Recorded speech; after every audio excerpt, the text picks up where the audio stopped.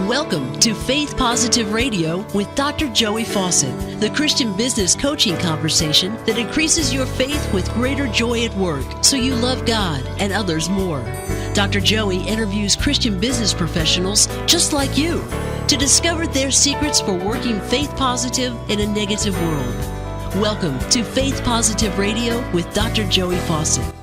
Faith Positive Nation, I am sure every single one of you has a smartphone or an iPhone, right? I don't know the difference, but I just know you got a mobile phone, right?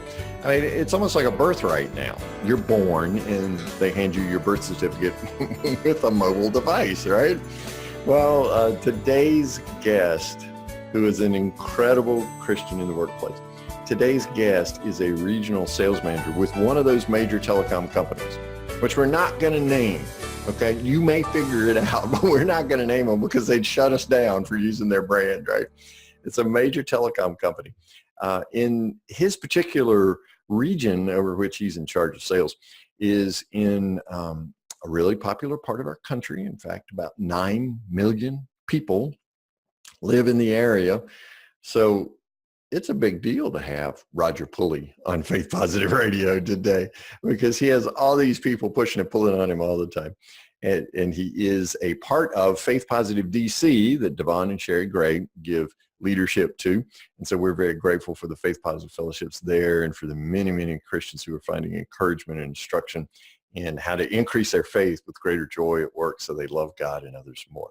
So Faith Positive Nation, help me welcome Rodger Pulley. Rodger, thank you so much for taking the time out of what I know is a tight schedule to chat with us today. Thank you. Thank you. Thank you for inviting me. And it's really an honor and a privilege to be here. So I appreciate you having me on today. Thanks. Is there any, typically I ask my guests, what's your typical day like? Is there a typical day when you're a regional sales manager for a telecommunications company in the nation's capital? Wow. I tell you, it's, some days are more like others, and then I have some days that are just, completely out of the blue, and I'm doing something that I may not have done ever in my 9 to 10 years being a regional sales manager. So there's a lot of challenges with it. I'm always on my toes, I can tell you that. I'm responsible for meeting and exceeding sales targets and reporting on those sales targets. So some days I'm just in the field talking to a frontline retail sales associate, maybe coaching them. And then maybe later that week, I'm talking to maybe a director or vice president reading out on sales results. So there's a lot of diversity in what I'm doing. I do a lot of forecasting, trends, training, and helping people realize their biggest potential within the selling environment. So. Helping people realize their biggest potential within the selling environment. What does that look like? Well, people underestimate that customers are coming in to buy from the individual, so here I am with Dr. Joey here, and we had a nice conversation leading up into this, and really you're who I'm buying, and I think that that's something that is it's undervalued in sales right now. People think that customers are coming in addicted to technology and that they, oh wow, I got to have this. But there's really not a whole lot of diversity when you break it down between one carrier to the next. You look at the commercials and they're all saying the same thing. We got the biggest, we got the most minutes and everything like that. They're all saying buy us, right? Yeah, they're all saying buy us. So what I tell people is that people are buying from you. So it's your personal brand and it's your reputation that people are buying. You represent the company, but so I really try to help people to realize their potential in that area. I love that. And you remind me of two books that are two of my favorite books outside of the Bible, of course. Tim Sanders wrote a book called The Likability Factor. The Likability Factor by Tim Sanders. And then my friend Jeb Blunt wrote a book. He's got a whole series of books, but and Tim does too. But Jeb wrote a book called People Love You. And then there's another one called People Buy You. And so I think that's exactly what we're talking about. I mean, we want to do business with people that we like, because in my case, I'm going to have to come back in to get that person to show me, here, this is malfunctioning, or I don't know what I'm doing. Or there's a problem with my bill or something. And so that customer experience after the sale is really, really important. And that's exactly what I hear you say. Yeah, and what we're finding is that the workforce, wireless retail is changing. Customers are not doing so much of the coming in and doing the whole buying experience in the store. Some customers now, like this past holiday season, Amazon, buying Oh. on Amazon, buying on the web. Customers are starting their transactions and sometimes finishing them on the web. But other times they're starting them on the web, and then they're finishing them in the store. But like you just said, it's that post sale experience that really means so much to the customer. Hey, who's going to be there when I need some help setting up my email, and who's going to be there, if I have some sort of a problem with the device. So really, like you said, the big diversifier is the individual. And do I like you? And do I like doing business with you? And so that's what I try to impress upon my team. Oh, that's beautiful. Yeah, I am fond of saying, Rodger, that I'm at a stage and age in my work life to where I only want to do business with people that I have over for a dinner party. There you go. So that's my way of expressing this likability factor. Well, the incredible thing about that is that as Christians, it seems to me that with our mandate being from the Father the way it is, to love each other, and that's how we're known, is to show our love, that whether it's pre-transaction or post-transaction, or what I like to call the user experience, regardless, we as Christians have a leg up on the rest of the world who are after simply that transaction, right? Just for a financial gain, which is important. Money, Zig Ziglar said, money's like oxygen. You pretty much got to have it, right? Yeah. All right. But we as Christians should have a leg up on that because we've got a great instruction manual on how to love up on people. And we've got a community of faith who can help us discover our best way of loving up on people. So how does the Holy Spirit interact with you as you're working with these associates and executives and others to discover how to maximize their potential in these relationships with customers? That's a great question. First of all, I think that my concern and care for my team is very transparent to them. Anybody who's ever worked for me in a sales environment or in this environment knows that I really care about my people. I care about not just the impact that they have on the productivity metrics that we track, but I also care about their personal situations. So the way that the Holy Spirit really guides me is that I do spend time praying. I spend a lot of time praying for my team. I pray for my customers. I pray for the interactions that are going to happen during the day. I pray for the company's leadership. But I think that is something that's, sometimes you don't have to come out and tell somebody, hey, I really care for you. It's your fruit. It's your actions that show that, that guy, because I don't often come out and tell people that I care for them. It's just I know what you mean. I just thought that was incredibly funny. Yeah. Well, let's be serious here. It is a sales environment. So, it is. I do have certain things but people can tell that there's something a little bit different. God calls us to be the salt and the light. Yes. And that's regardless of what environment we're in. Yes. And I tell you, we're a major corporation, and it's a secular run kind of corporation. There needs to be a lot of salt and light there. So if I can't be distinguished from other leaders who may not lead in the same way, what makes them different? And the same thing that I preach or teach the team about customers buying from them, well, I kind of need them to buy from me. So what I hear you saying, Rodger, is you're modeling for them and in your relationship with them what you want them to do with the customers. Exactly. Yeah. So if I were to survey 100 people that have worked for Rodger Pulley with this major telecom company and said, what's different about Rodger? What do you hope that they would say? Wow.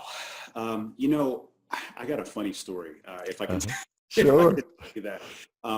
I'd say maybe about a couple of years ago. So what's not uncommon in my environment is that if I'm doing something well and I'm running a territory that's really profitable or whatever, they'll take it away from me and put me somewhere that needs some improvement. And so I was, maybe you're the miracle worker, huh? Exactly. Yeah. So here's a territory that sucks. We're going to put Rodger in there.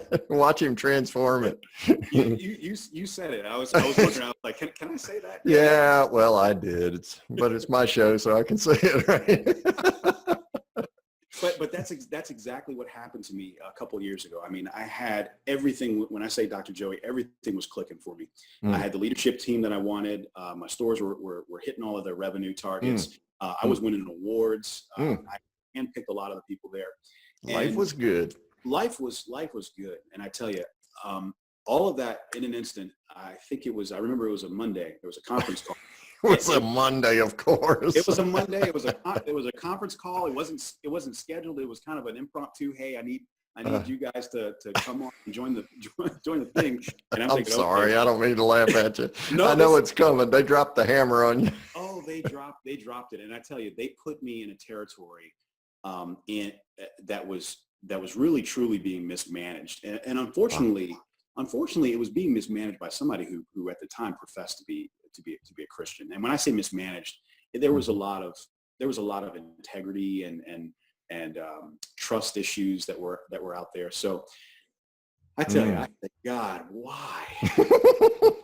Why me, Lord? Why what me? have I ever done? I've been a good servant. I'm a team player. Yeah. So when you ask, what would the people say, the people that worked for you?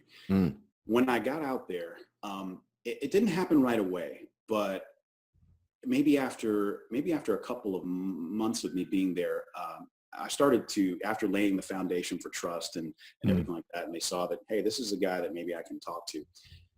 Several people came to me and said, hey, the territory manager that was here before you, he warned us about you. He said, warned us about you? He warned us about you. He said, he's not your typical sales guy, sales manager. He said, he doesn't curse. He said, he's probably going to do a lot of smiling. He's probably going to do a lot of laughing. And he said, that might make you feel uncomfortable. He said, because you probably never been managed by anybody like that. And it's going to take you a little while to figure that guy out. Yeah. And so when I first got taken from me, my previous territory that was winning everything, when that got taken from me, I said, God, why did you take this away from me? I mean, I had this thing going the way, it was me. Oh, yeah. Everything going the way I wanted it to go. And you put me in this place. And I tell you, it was a really strong statement for me to hear from people that, I wasn't soliciting feedback about my character or about what my brand or my image was. But all of a sudden I had a lot of people coming to tell me, hey, you know what, you are what he said you were. You're not harsh with us, and we feel committed to what you would like us to do. So we feel committed to what you're asking us to do. Exactly. Yeah. So how long did it take before the turnaround occurred? What was it, 6 months, and you began to see better numbers? I would say within 3 to 6 months, I really started to see impactful change. And I tell you, that same year, we had this annual sales trip that we, it's like the coveted prize. Yeah, right. Are you going to go to this particular award? And within that first year, I was the number one contender for that award based off of the results in that new territory. That's how God worked through me and through the people that were under me. So when you got to go on that trip, were you still saying, why me, Lord? Not at that time. But God had, there were so many benefits that came out of that. The culture in the locations were better. We tracked a lot of performance, customer experience metrics. Yes. And they were so poor before I got over there. Then when I ended up leaving, and here's what's funny, I was only there for about a year.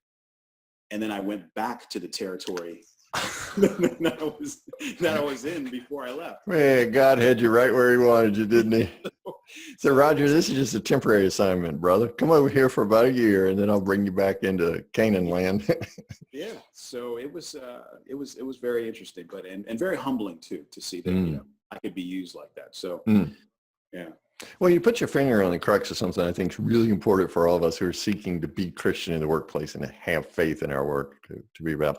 What I heard you saying a moment ago was that the previous manager was talk, but not a whole lot of walk. Yeah. Mm-hmm. And an unbelieving world, well, even believers, are looking to us to see consistency. every survey I read of why people don't go to church suggests that one of the top responses is, I don't see any difference in the lives of the people who go to church and those who don't. So what's the benefit? And then there's that whole thing about hypocrisy. Yeah. So if we don't do anything else in the workplace, but keep our word, match up our walk and our talk, use the word integrity a moment ago, that comes to mind. If we don't do anything else but that, man, what a stark contrast and a great undercover mission, we can be on for Christ if we'll just keep our word the way Christ would want us to, and let our yes be yes and our no be no. I mean, he tells us how to do it. Yeah. It's the fruit we bear, right? It is. Yeah. And I think that it's important for, one, to know the word, to know how we are to conduct ourselves. One of the biggest challenges that I had in this role was how to deal with anger. Yours or theirs? Actually, first and foremost, mine. Yeah. There's a lot of things that frustrate you about, when you have a sales target and that's your mission at your job, you're not hitting that sales target, or you've got multiple entities or departments that are actually vying for your time and doing this. And, sometimes, it can be very frustrating, and sometimes it manifests in anger. But how you respond to anger is really is very, very important. I have to remember that my first response can often be the most impactful. Well, they're watching for it, man. And when they see you start sweating, they sweat. When they see you angry, you get angry. And I think another thing, because what I hear you saying is that there's more demand for Rodger than there is supply of Rodger. And it's never been the flip. Yeah. And so the supply seems to get thinner and thinner and thinner and thinner, right? And so you get overwhelmed.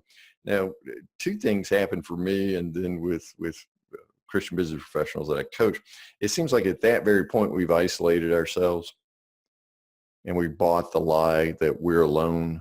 The deceiver's temptation of Jesus in the wilderness was, if you're the Son of God. So you start hearing, right, Rodger? If you're really a Christian, would God send you to this other territory? Right. So you start feeling a little isolated. The second thing that's really challenging is to deliver the mail to the right address instead of the wrong address. Because what happens so often is we get frustrated, we get angry at work, we suck it in there, but when we get home, man, that's when it comes out. And marriages and parenting relationships and things like that just really get destroyed by that. So I love what you're talking about here. I refer to it as pray the pause. You pray and ask the Holy Spirit to intervene with you before you react, because they're watching. Yeah, they are. They're always watching. And I tell you, your colleagues, and not only are they watching, I found that oftentimes they're waiting for you to make that mistake or slip up to just confirm, his faith wasn't real anyway. He's just like all the rest of us. He's just like all the rest of us, or like you said earlier, there's nothing different about him. So why listen to him talk about his God? So what do you do to keep your pump primed, to keep your spirit in close communion with Christ, so that Christ is with you in the workplace? You're not alone. You're with Christ. And then secondly, so that your reaction is a godly reaction. What do you do? That's a good one. First off, I, as often as possible, I've gotten into the habit of reading the word before I look at any emails, because I tell you, some of these executives, they send emails very early. And it's already started, So, they email and tweet at 3 a.m., right? Is that what you're saying? So the first voice that I need to really hear is God's voice, and what does He want to say to me this day? So listening to what does God want to say to me this day? Yeah. How do you open your spirit and your mind to that? Because what you're really talking about is a transformation through the renewing of your mind, Romans 12:2. Yeah. How do I open myself up to that? First, the environment is important. Okay. A lot of, even if I'm just laying in bed and I'm saying, God, give me the strength to even get out of the bed this morning. Grab my Bible and just, let's go ahead and do a devotional really quickly there. But really finding uninterrupted time is the best way to prepare yourself for the day. Spend time alone with God. Throughout my day, I'm going to probably have at least 3 or 4 one-on-one conversations with people. Let that first conversation be with God, and let that first conversation be with, my Creator, my Father. How do you do that, though, when there's more demand for Rodger than there is supply of Rodger? How do you make sure that first conversation's with God? Well, I do get up early. You're one of those executives tweeting and emailing at 3 a.m., aren't you? Yeah, I do get up early. It's part of what happens too throughout my day, and this has changed for me. I know my wife loves to hear from me at some point during the day. Does she? I call my wife every once in a while. She calls me more than I call her, but and I try not to make it seem like, oh man, you called me right in the middle of something, but she talks to me. But I've had to call on God. So sometimes it happens in the morning, but a lot of times it happens in the middle of the day, where I just, if I can text my wife, can I just get off a couple of prayers to God really quickly right in the middle of something? So I find myself, I've been doing this particular regional management position for about 10 years. I find myself, I don't want to say sneaking in prayer, but I find every opportunity that I can, whether it's driving, because I do a lot of site visits and things like that. So whether it's, going from site to site and I'm praying in the car, that's a powerful time to pray, is when I'm in the car. Oh, it is. Redeeming the windshield time is what I call it. You got to redeem that time, because what are you going to be doing? You're going to be listening to talk radio or something? No. On a call. Yeah. Oh, yeah. I've got on those calls. Well, why not make a call to the Almighty? Call to the Almighty, exactly. So that's kind of where I've learned to really train my mind to, let me, hey, I can tell my wife, hey, I'm thinking about you, or I love you, I miss you. Yep. How about my father? My father. Oh man, hey, yeah. We were just talking about our relationship with our daughters. Right. Our father wants our time and wants our attention. And when we don't serve two masters. When we're putting so much time and attention in our work, and we're not taking that time to really express to our Father how much we're grateful for Him. Yes. It does have an impact on your mind and your thinking throughout the day. So it does, and really renews your mind, but nourishes your spirit too. It does. So to answer your question, I've learned to sprinkle it throughout my entire day. Okay, so you begin it in the morning, though. You're committed to that time in the morning, but then as the Apostle Paul said, pray without ceasing. So you're redeeming windshield time. I find myself, when something good happens, thank you, Jesus. I'm just recognizing and saying, okay, I didn't do that all by myself. Yes. You did it. Yeah. And that's just part of praying without ceasing. Mm-hmm. So you do that oftentimes before you go into a meeting, I bet, where it's going to be a difficult conversation or something like that. Oh, yeah. Yeah. Because, honestly, like I said, I think that those that work around me kind of know how my responses will sound to a lot of different things, Okay. It's really seasoned with, I would say salt and light, it's really the way that I approach things, and the responses that I have, some of the solutions that I come up with, or the value that I bring, I think is really from we care about our workforce, and let's not leave them out of it. So, but then also in the responses that I give, but yeah, I do pray before I get into big meetings, because I want to make sure that not only do we should always be prepared to give a defense for our faith. Sure. But if I do have the opportunity, I need to be ready to let's talk. Well, let's talk about why I said this way. So a lot of times that comes with prayer, and the Holy Spirit will bring back to mind, or call back to mind, things that you may have read very early on, and things that maybe you weren't even prepared to speak that day. But then here they go, Isn't that incredible? I mean, we know God is the creator of the universe, and Ephesians 3:20 says God can do anything, far more than I can imagine, guess, or request in my wildest dreams. I got that. But to read something in your morning devotion, whether it's a scripture passage or something that the writer put there for us, and you think, okay, well, that's nice. And then about 3:33 in the afternoon or something, you get in a situation, and you're the Spirit calls back to mind that what you read that morning. It's like, how'd you do that? Yeah, it happens just like that, I tell you. And so I think with me, it's what I've seen, how God has transformed me since my very early part of being a regional manager is that when He's in it, and I think about Colossians 3:23, and Yes.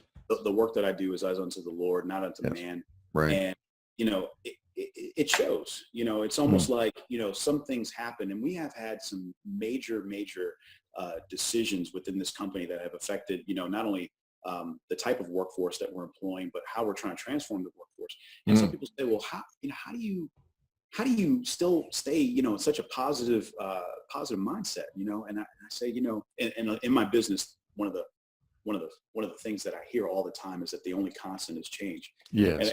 And I did have the opportunity. I said, well, you know what? The only constant is God. He's the same today, yesterday, and forever.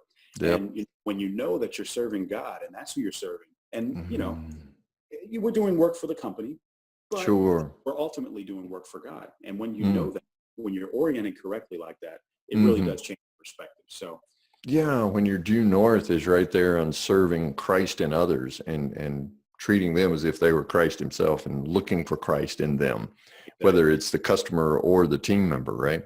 Exactly. It just really revolutionizes it. Because I mean, if you knew Jesus was standing right beside you, would you say something different to that customer than what you just said? Yeah.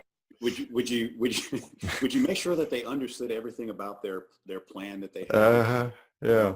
So, it's kind of like when you're a little boy growing up, your mama's watching you, Well, this is the Almighty Father, right? So He's watching you right there with you. Yeah. I love it. Well, one of the things I hear you talking about then is the challenge of being Christian in the workplace today, and yet the opportunity to be Christian in the workplace today, because as I said earlier, we've really got a leg up on the rest of the world. We know how to love up on people, right? And how to see Christ in each of them. What happens when somebody, let's say somebody in a retail location, just doesn't quite get it? What then? I mean, they're those prodigal sons and daughters everywhere, right? Yeah. What about when they just don't get it? Well, I tell you, it's a different workforce than maybe 15, 20 years ago. When I first started in, because I've actually been in telecom for close to 20 years, we had a lot of folks who were, career minded, and, they kind of, they had families and they kept to themselves, and we're managing in, if you've been into a wireless retail store anytime, you see it's a lot of millennials, or as like I like to call them, millennials, because it's all about me, Yeah. And so the best thing that a sales leader can do is really get somebody committed to something rather than just doing it out of compliance. So that's a very good question. I just don't get it. Honestly, it really depends on how deep or how open that they are, or if they're receptive. Sometimes I've been prompted by the Holy Spirit to just let's share a little bit more about let's talk about what helps me, and sometimes I might overhear a conversation, and I might call somebody, hey, do you have a moment we can just chat real quick? I heard you sound pretty confused about what's going on, and you're not really sure. Why don't you talk to me about it? A lot of times listening is the first thing. Oh man, let's get to the root cause of yeah. Well, and to care enough to say to that person, I mean, tell me what's going on, man. I want to listen to you. How many times does that happen? Usually if you're going to have a conversation, somebody's dropping the hammer on you or something, right? Yeah, especially, I'm a lot of these frontline folks, like you were saying, the sellers, I'm 2 levels up. So, they're not really necessarily open to talking and everything. So if I call them aside for a conversation, it's kind of like, okay, what is this all about? Call to the principal's office, because, most of them are still kids. So. Exactly. But when they find out that, I'm coming from a place of concern and care, and really wanting to make sure that they do feel good about what they're doing, it does help. It really does help. And I find that a lot of walls are broken down in that way. Sometimes it's, we won't be able to, God does the saving. We just fertilize, we just fertilize. So Yes. I've had conversations with folks 3-4 years prior, and then I'll have them come back to me later and say, you know what, that conversation you had with me, that really got me thinking, and Wow. and guess what? This is what's going on in my life as a result. And that's where I see God can use Yes. you, even when you don't even know how God is going to use you. Just make sure you take the boldness and step out on faith and just have a conversation with somebody. And sometimes that's all it really takes. And God does the rest. So, and like Jesus, treat them with respect and compassion and listening to them, really hearing their heart. Yes, absolutely. So you're really, you're an undercover agent on a covert mission. I am. In a major telecom company. In one of the most populous, dense areas in our country. Yeah. We've got I tell you, it's dense and it's very diverse. Different, religious backgrounds. I've managed, I've been in wireless telecom for a while, and I've managed territories outside of this, the nation's capital. And I tell you, some places are, it's pretty cut and dry what you're going to get in terms of the demographics there. But right. So many different types of people with different backgrounds and different, beliefs and things like that. I think that God really truly has a purpose for me here. Yes. And I didn't necessarily think that when I first came to this area, but I bet. Yeah, and through faith and through really through what's happened to me throughout my career here, I see that He really has been using me in that way. That's your mission field, isn't it? It is. To which He's called you. Yes, yes, it is. That's beautiful. That is beautiful. Well, I've got a feeling that mission field in the DC metro area is better because Rodger Pulley's there. Oh, wow. I do. I have a very strong sense of that, man. Rodger Pulley is a regional sales manager with a major telecom company whose name you would recognize if I could call it, but I can't. So, but anyway, you read about them in the news every day, and many of you subscribe, I'm sure, to their services. And Rodger is a member of our Faith Positive DC Metro community that's just growing leaps and bounds up there under the great leadership of Davon and Sherry Gray. So Faith Positive Nation always wants to know, Rodger, about a favorite Bible verse. Okay, we know you're committed to reading the Word each day, and you stay in communion with the Father throughout the day, so you'll know how to respond. Is there a favorite passage, like a go-to, that you especially love? Yeah, I do. It's got to be Proverbs 3, 5, and 6. And I know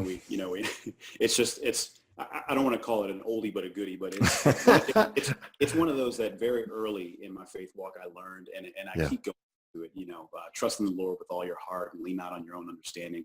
In all your ways acknowledge Him, and He will make your path straight. And to me, it's personal because it's a promise. It's truly a promise. If I do these three things, God is really going to make my path straight and give me clarity in what I'm doing. And that's what this life is all about. It's about clarity. It's about what is my purpose and what am I supposed to be doing? Trust in the Lord. Don't lean on what I think I know. God is. I have proven beyond a shadow of a doubt that I don't know much. Right. Exactly. Yeah.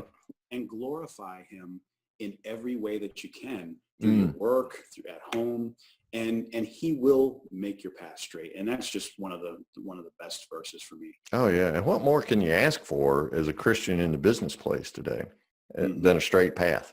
Yes. I've wandered the circuitous routes. You have too. All of us do. We get sideways at some point.